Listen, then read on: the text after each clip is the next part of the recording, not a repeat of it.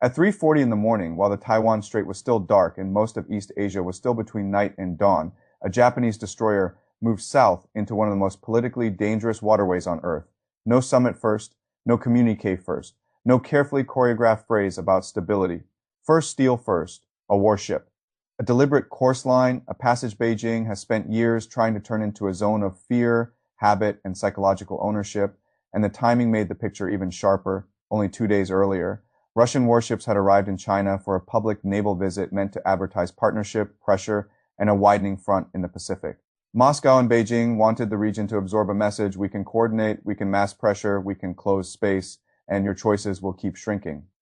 Then Japan answered with a destroyer that is the image that matters: dark water, Chinese radar watching warnings likely coming over the radio, a Japanese ship continuing. Anyway, because the real story is not that one vessel crossed one strait, the real story is that Japan has started answering China's pressure architecture as a whole, not as a series of isolated incidents. That is the shift. And once you understand that shift, this stops looking like a dramatic transit and starts looking like the opening of a much harsher Pacific chapter. For years, China has not relied only on the classic form of military threat that everybody recognizes immediately. It has relied on something more patient and in some ways more effective. Not always invasion, not always a missile, not always a public ultimatum, accumulation. You send Coast Guard ships again and again into disputed waters. You use maritime militia that look civilian until the political purpose becomes obvious. You rehearse closures, you crowd airspace, you create uncertainty in narrow channels, you keep doing abnormal things until the abnormal begins to feel routine. That is how pressure hardens into structure. At first, every move looks temporary. Then it starts to feel regular. Then regular becomes expected.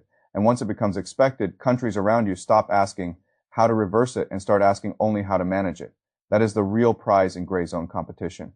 Not one dramatic victory, psychological management of the map. That is what Beijing has been trying to build around Taiwan, around the Senkakus, and across the first island chain, and that is what Japan just challenged in public. A destroyer does not pass through the Taiwan Strait by accident. It does not happen because somebody in Tokyo wanted a headline. It happens because a government has concluded that the old formula of controlled restraint is no longer stopping the pressure. It is only teaching the pressure where the edge is. That is the deeper logic behind this moment. Japan did not suddenly wake up one morning and discover the Taiwan Strait. Japan has been living inside the growth of Chinese pressure for years. It has watched Beijing turn repetition into intimidation and intimidation into a political environment. Look at the Senkaku area. That is not a side theater. It is one of the laboratories where China has been testing how much pressure Japan will absorb before it changes its behavior. Not one giant move, something more methodical: patrols, presence time, endurance. The question underneath every move is the same. How often can we come here before a presence starts to feel less like intrusion and more like reality? That is why those incidents matter so much. They are not random provocations. They are threshold drills. Every appearance asks the same question in a slightly different form. Will you answer this? What about this? What about the next one? And after enough repetitions, the deeper question begins to emerge. Are you still setting your own line, or are we setting it for you? That is the pressure system Japan has been facing in the Southwest. Then there are the maritime militia swarms, fishing fleets that are never only fishing fleets, civilian hulls carrying strategic intent, craft designed to create exactly the kind of dilemma Beijing likes best. If you ignore them, they grow. If you hit them too hard, you are accused of militarizing a civilian issue. Gray zone coercion works because it tries to make every answer awkward until passivity begins to feel like the least bad option. China has gotten very skilled at that form of pressure, and it has not been confined to one set of islands. The pressure around Taiwan matters just as much to Japan, because Japan does not look at Taiwan as a distant moral abstraction. Japan looks at Taiwan, sees Okinawa, southern sea lanes, energy routes, submarine passages, air corridors, and the future balance of power in the Western Pacific. That is why Chinese blockade rehearsals around Taiwan are never just Taiwan stories from Tokyo. As point of view, they are previews if Beijing can normalize the idea that airspace can be restricted, shipping can be squeezed, and neighboring states must adapt themselves to Chinese military preference around Taiwan. Then Japan is not watching a distant coercion campaign. Japan is watching the outer edge of its own future strategic confinement. And Beijing has been moving in exactly that direction when China spends weeks staging a blockade atmosphere, restricting surrounding airspace, and acting as though one of the most important waterways in Asia can be progressively reorganized by Chinese will. It is not simply signaling Taiwan. It is teaching the region a lesson. The lesson is that Beijing can create a new normal, and everyone else will eventually learn to live inside it. Japan has now decided it does not want to learn that lesson. That is why this transit matters, and that is also why one ship was enough to create such a powerful political effect, because one transit under these circumstances said something much larger than one sentence of diplomacy ever could. It said, "We do not accept your psychological ownership of this corridor." That matters not because it settles anything, but because it breaks a pattern. Once a country stops treating pressure as political weather and starts treating it as a strategic system that must be answered, every future move becomes harder to stage, every new swarm becomes riskier, every new rehearsal becomes less theatrical and more consequential, every bluff gets more expensive, and that is exactly where Beijing did not want this to go. But there is another layer here that makes the timing impossible to dismiss. Russia 48 hours before this passage, Russian warships were in China for a naval visit that was meant to show more than ordinary courtesy. It was meant to show alignment. It was meant to suggest that Japan faces pressure not from one direction only, but from a tightening arc, China from the south and east, Russia from the north, a wider strategic environment in which Tokyo is supposed to feel surrounded, measured, and gradually disciplined. That is why the timing of the Japanese transit cut so deep. Tokyo did not answer a vacuum. It answered a staging Russian ships in Chinese port, public optics of solidarity, a message of expanding coordination in the Pacific. Japan's reply was not a press release, it was a destroyer in the Taiwan Strait. And that reply carried a message for Moscow as well as Beijing, because Japan's Russia problem did not disappear when the world's attention moved elsewhere. The Northern Territories dispute never disappeared, the Kuril issue never disappeared. Russia's attempt to turn the Sea of Okhotsk into a bastion for strategic submarines never disappeared. The habit of Russian naval movements around Japan, the reminder that pressure can come from the north as well as the southwest, never disappeared. So when Japan made this move, it was not only telling China that the Taiwan Strait cannot be psychologically monopolized. It was telling Russia that Tokyo will not calmly absorb a two-front intimidation environment and call that prudence. That is why this passage was so much more than navigation. It was strategic punctuation. A sentence written in steel between two powers that wanted Japan to remain legible, cautious, and essentially reactive. Now, widen the frame further and the map becomes even clearer. China's greatest structural problem in the Western Pacific is geography, not rhetoric, not flag count, geography to break out into the wider Pacific in force. China has to move through narrow approaches shaped by the first island chain. Those passages matter because they are not abstract lines on a doctrinal slide. They are real exits, real choke points, real corridors where surveillance, submarines, aircraft, and anti-ship missiles can turn a large navy into a trapped navy. That is why the Miyako Strait matters so much. That is why the Bashi Channel matters so much. That is why Taiwan matters. That is why Japan matters. From Beijing's point of view, Japan is not only a neighbor, it is part of the geographic lock. And from Tokyo's point of view, that same geography is one of the few hard structural advantages it possesses in an age when China can generate huge quantities of hulls, aircraft, and coercive presence. This is the hidden logic behind much of the regional tension. China wants room, Japan sits on the lock, Taiwan is part of the hinge. Once you see that, everything else starts to connect. The maritime harassment around the Senkakus, the quasi-blockade atmosphere around Taiwan, the floating walls of militia craft, the rehearsals, the pressure campaigns, the Russian visits, the Chinese insistence that certain waters must gradually be treated as politically special, even if international law says otherwise. These are not separate stories. They are parts of one long attempt to change the practical meaning of geography without having to fight the full war. That geography implies Japan's transit was a way of saying, we see the whole board. And that is exactly why it landed so hard. Because the real humiliation here was not that China heard a harsh statement from Tokyo. China is used to statements. The real humiliation was that Beijing was forced to watch a direct public challenge move through a corridor it has spent years trying to wrap in caution, and it did not convert that challenge into a physical stop.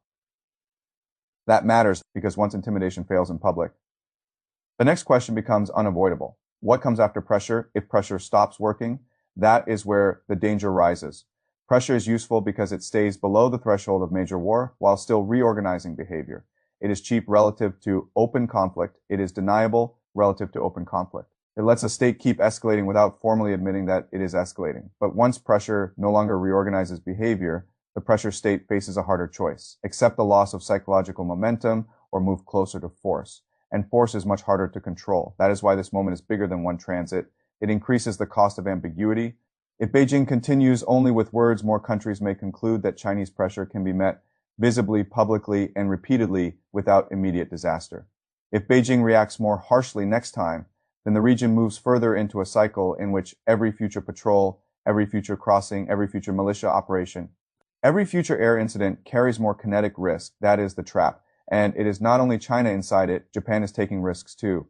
Because once you decide to answer a pressure system, you do not get the old simplicity back. You do not get to return to the era when carefully worded concern could substitute for material posture. Once you cross that line, you are telling the region, your allies, your public, and your adversaries that you intend to keep answering. That means capability matters, and Japan has been building capability quietly at first.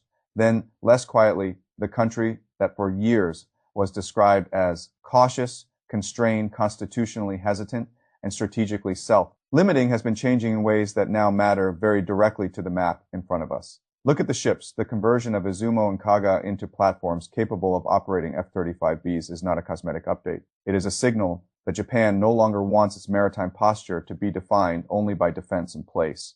It wants mobility, air, reach. It wants to complicate Chinese planning across the southwestern arc.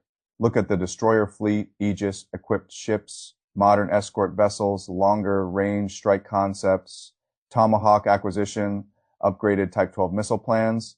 This is not the arsenal of a state that thinks geography alone will save it. This is the arsenal of a state preparing to make geography bite. Look under the surface and the picture becomes even more serious. Japan's submarine force is one of the most important quiet facts in the Pacific balance. Narrow exits matter more when silent boats can wait there.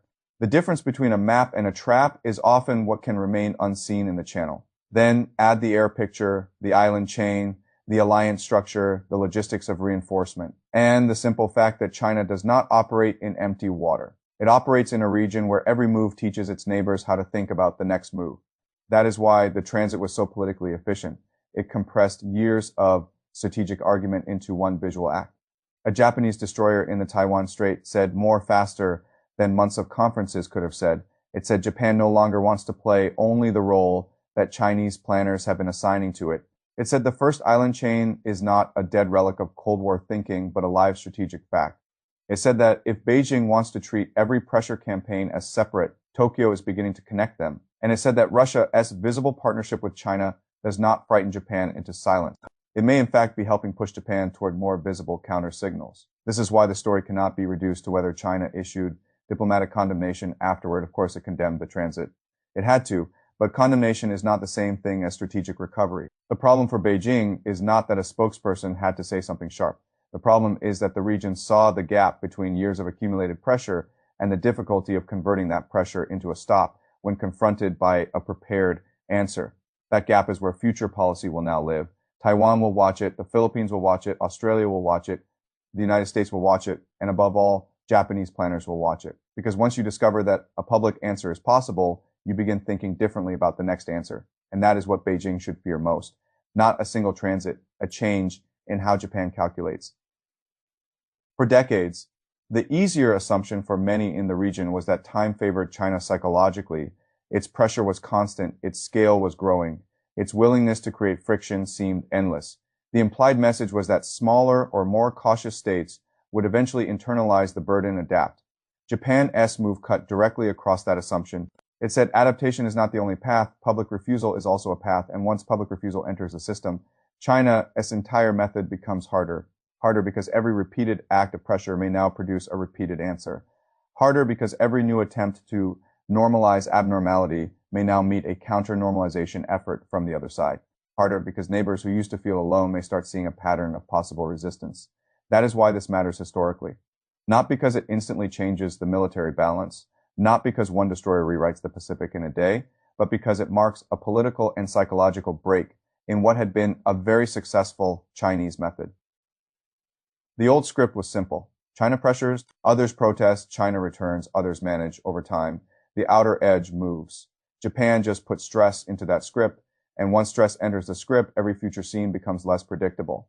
That unpredictability is what makes this dangerous. Because if China wants to restore the old fear, it may have to go further.